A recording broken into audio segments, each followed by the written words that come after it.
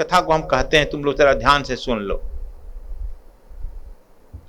तिब्बत में घूम कर आया। तिब्बत में एक मिलरेपा था, मिलरेपा।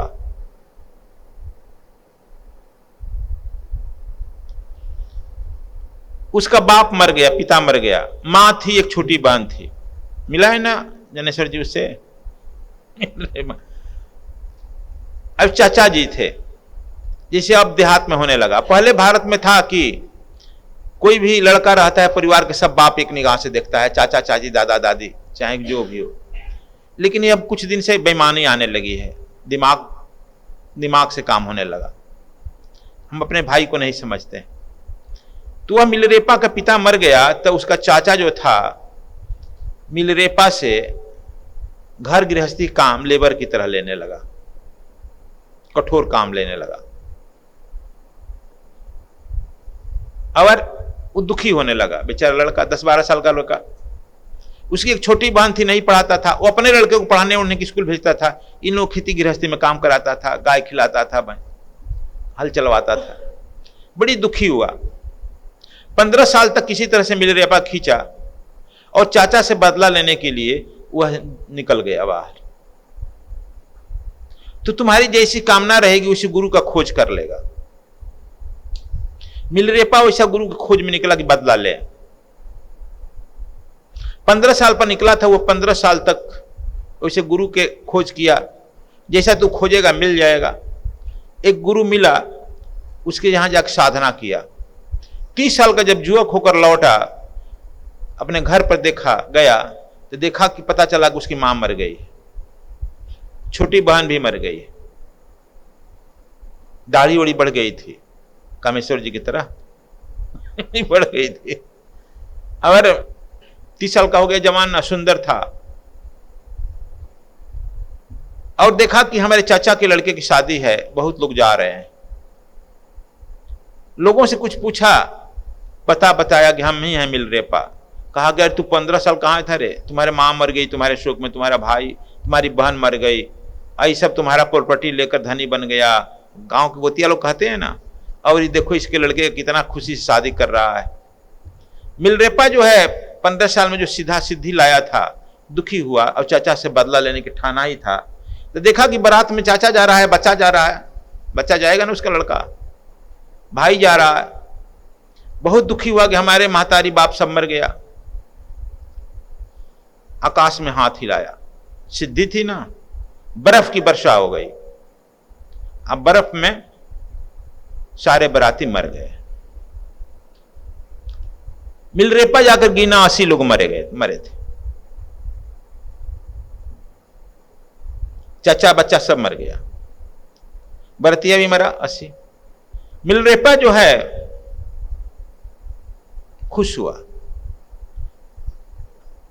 लेकिन 2 दिन के बाद ही उसे दुख हुआ, यह हमने क्या कर दिया। अब हम घर लौट नहीं सकते हैं, साधु बन गए, दाढ़ी हो गई, शादी कर नहीं सकते हैं, सिस्टम के उल्टा है। एक बार पैर रख दिया। और जो चाचा हमारे खानदान के थे, बच्चा से शादी होने थी, जो रहता बेचारा खानदान चलता, उसको भी हमने नाश किया। जो बरतिया आया इतना था, सबको हम खा गए। ये हम धार्मिक हैं कि अधार्मिक हैं? देखो धर्म अधर्म बात कर रहे हो, ये धार्मिक है?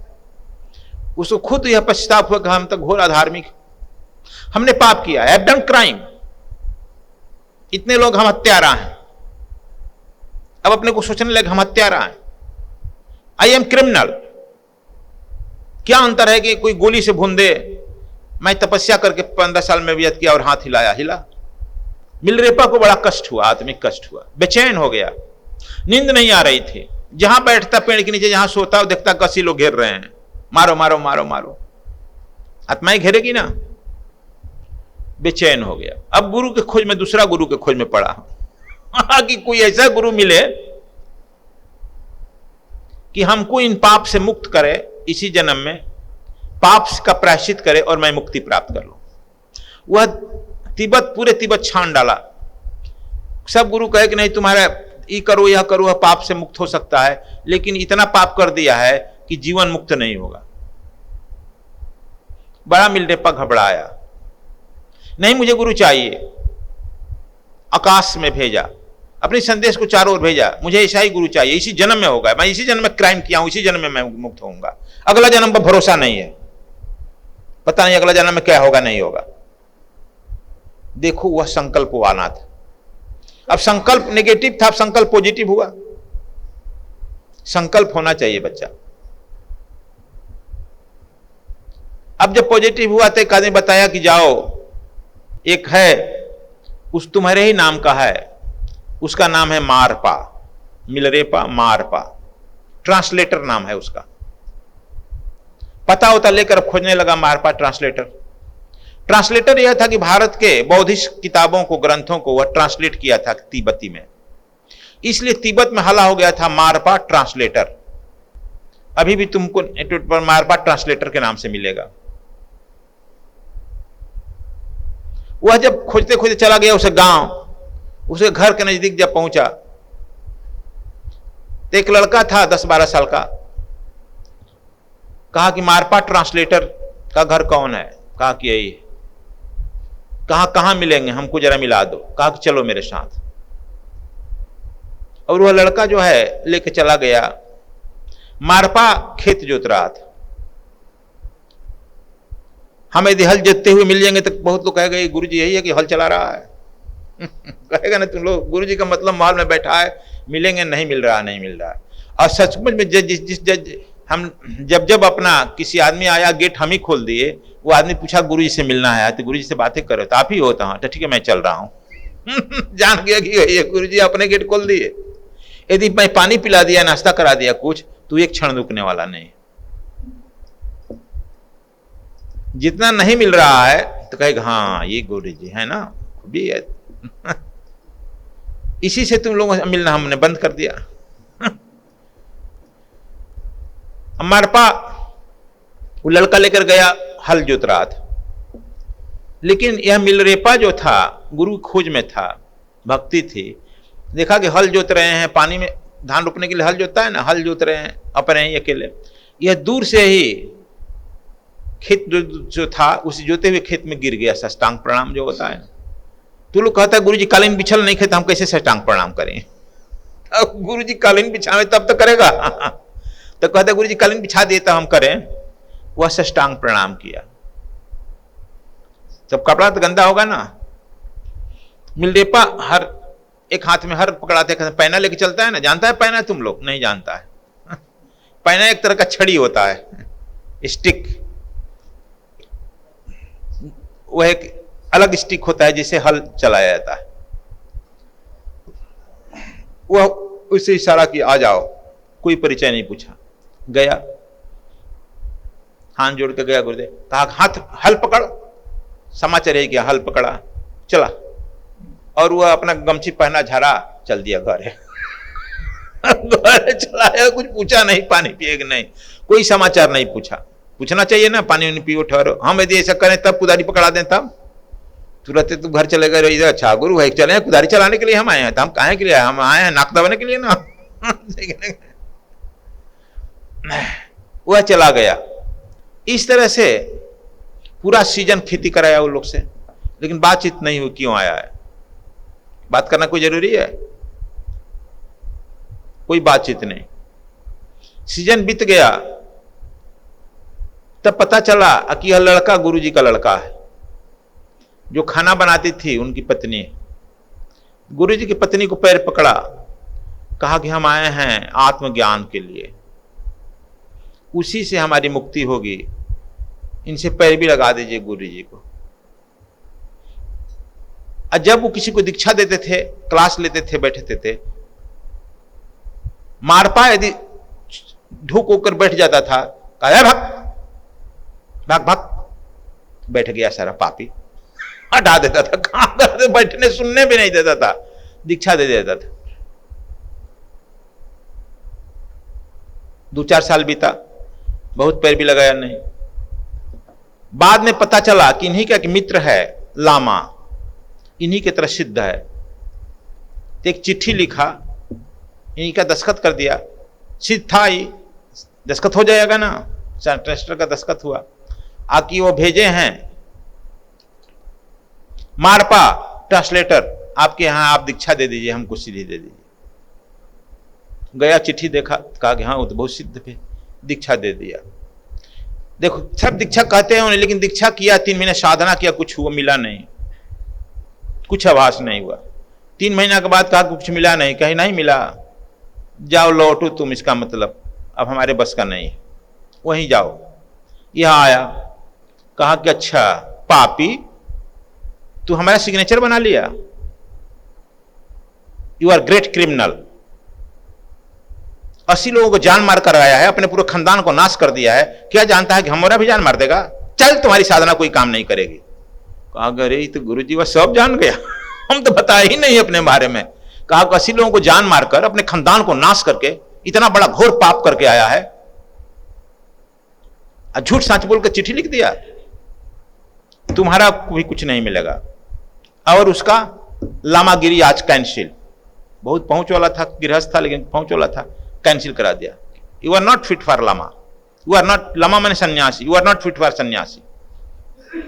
सब लोग मान गए, उसको लामा पद से हटा दिया गया, सन्यासी कि क्या तुम दीक्षा दिया जब कुछ मालूम ही नहीं है। अब तो और भयभीत हुआ कि तो गजब चलती हो भाई, सन्यासी का भी बाप है।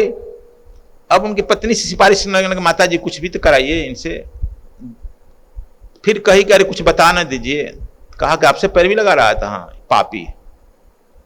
फिर एक दिन बोला गया पापी सुन इधर कहा कि जी, कहा तुम्हारे तंत्र हमारे पर काम करेगा, चला कर देख ले, हथवा हिला समझ गया कि इन पर काम नहीं करेगा, आत्मदर्शी पर या जो तुमसे ज्यादा सिद्ध है काम करेगा, नहीं काम किया। तब कहा एक काम कर, तू जल्दीबाजी में है? तो हाँ, चल मैं भी जल्दीबाजी में हूं, लेकिन तुम्हें वो पात्रता ही नहीं आ रही कि मैं दूं तुमसे दीक्षा। मैं चाहता हूं कि तुम्हें पात्रता आ जाए बेटा, मैं दे दूं। अब बताओ तू ज्ञान लेना चाहता है कि रहना चाहता है हमारे यहां? तू तो कहता है ज्ञान दीजिए, रहने का भी जगह दीजिए, दोनों मिलता है ना आश्रम में। तो ये कही देंगे हम, या तो ज्ञान लो या रहो, क्या लेगा बोल? कहा कि हम ज्ञान लेंगे। तो आज से बोरिया बिस्तर बाहर ले जाओ, खाना वाना का अपना व्यवस्था कर। कहा ठीक। बोरिया बिस्तर बाहर, द्वारी के बाहर एक पेड़ था, वहीं डाल दिया, चल दिया भिक्षाटन में। भिक्षा मांगने का आदत था ये तो भिक्षा मांगा कि हम ज्ञान लेने के आए हैं। उसके भिक्षा पर बहुत गेहूं मिल गया, कनक 8-10 बोरी मिल गया। तो बोर 1-2 बोरी बेच करके अपना खाना बनाने का सामान, तांबा वाला नहीं रखते हैं, पीतल तांबा वाला तिब्बती लोग अक्सर रखते हैं, एक लटका कर लेके चलते हैं कमंडल की तरह, तो वह खरीद लिया और अपने कपार पर एक बोरा 50-100 किलो का बोरा लेकर आया और पेड़ के नीचे पटका तो नीचे जो है, पीछे जो है घर में मिल रेपा, भोजन कर रहा था, आवाज सुना तो बाहर निकला। कहा अरे बेवकूफ, फिर उपद्रव कर दिया, हला कर दिया, बोझा इतना बोला पटका कि हम खाना छोड़कर चले आए, भाग भाग यहां से भाग अभी जगह छोड़, तुम्हारे ऐसे आदमी की जगह नहीं है, तू हमारा भी खानदान नाश करेगा, अपना तो जनाश कर दिया, तुम पर कौन भरोसा है रे। खूब गाली उली दिया, कुछ नहीं बोला, हाथ जोड़ कर फिर उनकी पत्नी से सिफारिश किया, कहा क्या करें, बड़ी पापी है। फिर बोला है कि तू फिर पैर भी लगा रहा है, चल तुम वहां पर अपने बनाओ खाओ और हमारा खेती कर, अपना बनाओ खाओ हमारा खेती कर, कद दिन टिकेगा तुम? कहा कि ठीक है, स्वीकार कर लिया। फिर साल भर बीता, कहा कि तब गुरुजी कहा कि एक घर बनाओ 3 कोण का मेरे लड़के के लिए, उसकी शादी लायक हो गया ना, मेरे लड़के का 3 कोण का घर बना, अपने से बना। अब अपने से माटी ढोकर ले आएगा, अकेले अपने पीछे गया, अकेले घर बनाने में साल, वो तो आ रहा है कि 3 साल लगा है एक घर बनाने में। जब बनकर तैयार हो गया, गुरुजी चलिए देखिए 3 साल में, तो देखेगा अरे मूर्ख, 3 कोण के घर में कोई रहता है? तो 4-5 कोण का घर बनाओ 5 कोण का घर। फिर 3 साल लगा, बनाया। उन्होंने कहा गुरुजी अब देख लीजिए, कहा कि 5 कोण का घर रहता है, मूर्ख आदमी कहेंगे तो 4 कोण का बनाओ। फिर 4 कोण का बनाया, लेकिन ये नहीं कहा कि आप हमको तंग कर रहे हैं, बनाया। तेरे लड़का भी शादी वादी किया, चला गया उसे घर में, कहा चल आप तुमको दीक्षा देते हैं, दीक्षा दिया। मंत्र दिया, जाओ वहां साधना कर पेड़ के नीचे। जब साधना किया 3 दिन में ही एक छड़ी पैदा हो निकली। 3 महीना किया, 3 दिन में कुछ रिजल्ट आया, प्लस माइनस एक छड़ी पैदा हुई। एक छड़ी कही कि बोलो क्या मांग रहे हो? कहा कि आत्मज्ञान। कहा कि आत्मज्ञान तुम्हारा गुरु भी नहीं जानता है, तो तू क्या जानेगा? आत्मज्ञानी खोजेगा तब ना। कहा करे इतना दिन सेवा किए 30 साल के आए, 15 साल लिए, 45 साल का हो गए, अब गुरुजी भी नहीं जानते। नहीं, तुमसे ज्यादा जानते हैं, तुम पापी हो, वो पापी नहीं, इसलिए तुम्हारी बल उस पर काम नहीं करेगी। मैं उनकी सेवा में रहती हूं, दक्षिणी, मैं उनकी सेवा में रहती हूं, लेकिन आत्मज्ञानी नहीं। अब फिर दौड़ कर आया पीछे, कहा क्या हुआ रे? कहा गुरुजी दक्षिणी मिली। दक्षिणी मिली, क्या बोली? कहे कि आत्मज्ञान तो आप भी नहीं जानते हैं। देखो वो ठीक गुरु था, ठीक कह रहे हो। अब चल, तुमको लेकर चल रहे हैं आत्मज्ञानी के। शायद प्लान में था ही, घर और बनाया था, लड़के को छोड़कर अपना निकल गया इसके साथ। देखता तिब्बत जहां तू गया था वहां से उछल करके बिहार और नेपाल के बॉर्डर में, जनकपुर के क्षेत्र में, सीतामढ़ी के क्षेत्र में आया, माने बिहार के अंदर गंडक नदी के इस पार आया है जो शास्त्र में। इसका मतलब जहां समझो बिहार आत्मज्ञानी बहुत पहले से, जनक टाइम से ही, जनक पहले नेमी से ही है ना। और तुम लोग फिर वहां आत्मज्ञान खोज रहा है पूरे देश विश्व में। वहां पर उसके दर्शन में आया, तिब्बती दर्शन में, कि वह जो आया बिहार में गंडक नदी के नजदीक एक महात्मा रहता था। आया तो साष्टांग प्रणाम किया। जब वो दोनों साष्टांग प्रणाम किया तो ऊपर से नीचे वो महात्मा देखा, इशारे को बोलना मत कुछ। तू लोग तो कहता है गुरु जी से तहीं मिलना है, बात करना है, आता है ना। अब चुप, दोनों बैठ गया पेड़ के नीचे। गुरु जी क्या बनाएंगे? बजड़ा के 2 रोटी, नमक, दोनों को एक एक कटोरा में पकड़ा दिए। एक वो अपने बैठकर झोपड़ी में खा लिए, सो गए। अब बाहर पूछे नहीं कि तू कहाँ आया है। दूसरा दिन हुआ तो दोनों अपना कि जाओ, इशारा किए जाओ नदी के तट पर स्नान करो। स्नान करके फिर आया तो अपना वही लिट्टी पकड़ा दिए, नमक खा लिया, फिर अपना झोपड़ी में बैठ गए। शायद स्वर विद्या से अपना जो समय देखता हो। 3 दिन के बाद फिर सुबह स्नान का तीसरा दिन कुछ नहीं बात हुई। तुरंत कहेगा ना, कहानी खटखटाए, अरे गुरु जी बात ना करना है, मिलना ना है थोड़ा, बहुत कहा है हमारी फ्लाइट ना है, लेट छूट रही है। देखो तीसरा दिन ने वो फिर बुलाया, दोनों स्नान करके, इशारा किया स्नान करके आ जाओ। आ गया, दोनों को बैठाया, दीक्षा दे दिया, बिना व्रता का दीक्षा दिया। कहा कि जाओ, उस इशारा किया उस पेड़ के नीचे चले जाओ, मौन। रोज जो हम लोग मौन की बात कर रहे हैं, देखो गहन मौन, गोद इशारा किया, दोनों चला गया पेड़ के नीचे बैठा। अब खाना वाना नहीं पूछा, खाओ भाव ऊपर परो। खाना कहां से खिलाएं भाई? 3 दिन वो बैठे रह गया, सब ध्यान में बैठे रह गया। चौथा दिन है, मिलरे पर जाकर ठोका, उठा से, अब तुम लोग दीक्षा पूरा हो गई, जाओ तुम लोग प्रचार करो। इशारा किया, दोनों चल दिया। तो आत्मज्ञान पर जो हम लोग आजकल क्लास ले रहे हैं, यह बड़ा कठिन काम है और बड़ा धैर्य का काम है। इसमें कठिनाई और कुछ नहीं है, केवल धैर्य का काम है। और हम तो आप लोगों को बहुत आधुनिक मेथड से बताए हैं, 5 ज्ञान इंद्रियों को, जो 5 दिशाओं में है, सबको एक केंद्रीभूत करो। अब जब एक तरफ केंद्रीभूत करेगा तो तुम्हारा जो अनुभव होगा, यह इस लोक में भी सफलता मिलेगा, वहां भी मिलेगा सफलता।